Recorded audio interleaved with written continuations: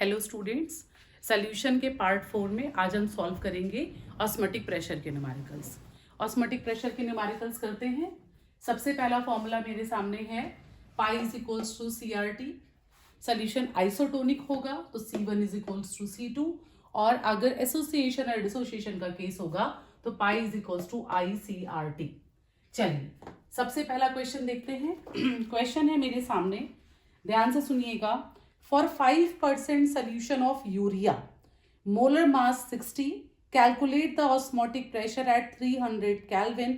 R is 0.0821 Kelvin atmosphere, joule inverse, mole inverse. ठीक है, कुछ नहीं करना है। 5% सोल्यूशन है तो स्मॉल w हो गए 5 आपके। मॉलिकुलर वेट यूरिया का गिवन है, नहीं भी दिया हो तो फॉर्मूला होता है NH2CONH2, इससे निकाल लीजिए 60 आ जाएगा। 5% था तो यानी कि टोटल वॉल्यूम हुआ 100, लीटर्स में कन्वर्ट करिए तो 0.1। देखिए ये एक इंपॉर्टेंट चीज है, ये आपसे मिस नहीं होनी चाहिए।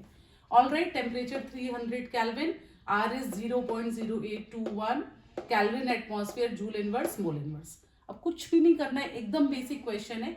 इस फॉर्मूले में वैल्यू पुट करेंगे। Small w 5, small m 60, volume 0.1 आपने कैलकुलेट करा था, R is 0.0821 and temperature is 300 kelvin. इसको पूरे को सॉल्व कर लीजिए, 20 एटमॉस्फेयर के आसपास आपका आंसर आ जाएगा। ओके, अगले क्वेश्चन पे चलते हैं। अगला क्वेश्चन जरा देखिए, ध्यान से सुनिए। बिल्कुल इसी टाइप का क्वेश्चन है, सेम पैटर्न पे, मगर यहाँ पे दो सॉल्यूशंस हमने लिए हैं। पहला क्वेश्चन है, at 300 kelvin 30 gram of glucose present per litre in it solution has an osmotic pressure of 4.98 bar. If the osmotic pressure of another glucose solution is 1.52 bar at the same temperature, calculate the concentration of other solution. एक का formula लगाइए, value रखिए, उससे जो भी calculate हो उसको दूसरे में रख दीजिए। ठीक है, कुछ भी परेशानी हो ना, सबसे सिंपल चीज ये है कि दोनों ही बार ग्लूकोज का सोल्यूशन है। पहले ग्लूकोज के सोल्यूशन के लिए लगाइए formula, pi is equals to W/m RT upon V। Value रखिए, आपको ऑस्मोटिक प्रेशर दिया है 4.198, W है 30 ग्राम्स, ग्लूकोज का फॉर्मूला C6H12O6, मॉलिकुलर वेट निकालेंगे आएगा 180, वॉल्यूम उन्होंने आपके लिए सिंपल कर दिया है 1 कर दिया है।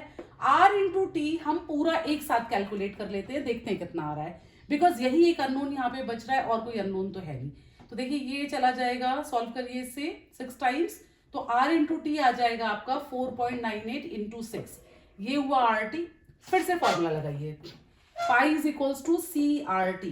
इस बार उसी ग्लूकोज सोल्यूशन का प्रेशर है 1.52 बार। C कैलकुलेट करना है, रह गया R इंटू टी, ये आपने यहां से निकाला था 4.98 इंटू 6, रख दीजिए 4.98 इंटू 6, C आ जाएगा आपका 0.51 मोल्स। बहुत सिंपल है। चलिए अगले क्वेश्चन की तरफ चलते हैं। अगला क्वेश्चन मैंने आइसोटोनिक से लिया है।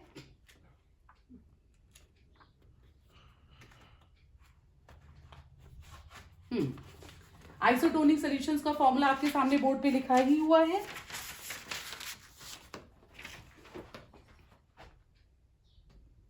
अगला क्वेश्चन है, a solution containing 1.9 grams per 100 ml of KCl is isotonic with the solution containing 3 gram 100 ml urea.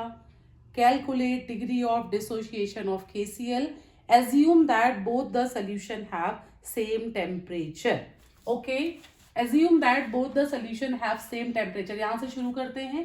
C1RT is equals to IC2RT. Okay, T से T कैंसिल, R से R कैंसिल, फॉर्मूला केवल इतना बचा आपका, W1 upon M1 is equals to I W2 upon M2। Given क्या है, ये urea के लिए गिवन है 3 ग्राम है, KCl के लिए गिवन है आपका 1.9 ग्राम है, रख दीजिए।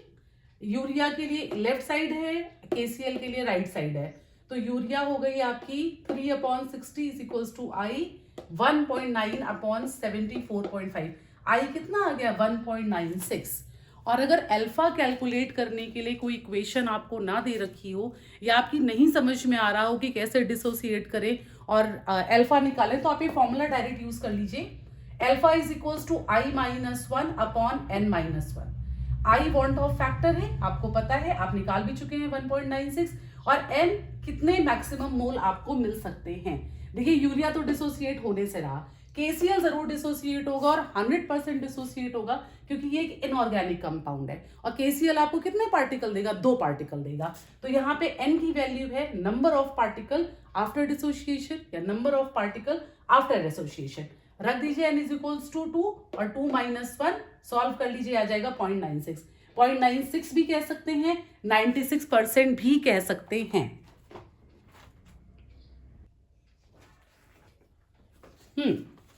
चलिए इस टाइप का एक लास्ट क्वेश्चन, और ये बड़ा पॉपुलर क्वेश्चन है, कई बार बोर्ड्स में आ चुका है, जो हम अब करने जा रहे हैं।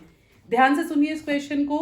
Determine the osmotic pressure of a solution prepared by 25 mg of K2SO4 in 2 liter of water at 25 degrees Celsius.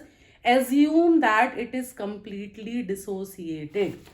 देखो पहला पॉइंट ऑफ केयर है ना, जहां आपको ध्यान देना है, वेट इज 25 mg, मिलीग्राम नहीं चलेगा, उसको ग्राम में कन्वर्ट करिए। और अगर यहां आपने मिस करा तो आगे फिर पूरा कैलकुलेशन बेकार आपका।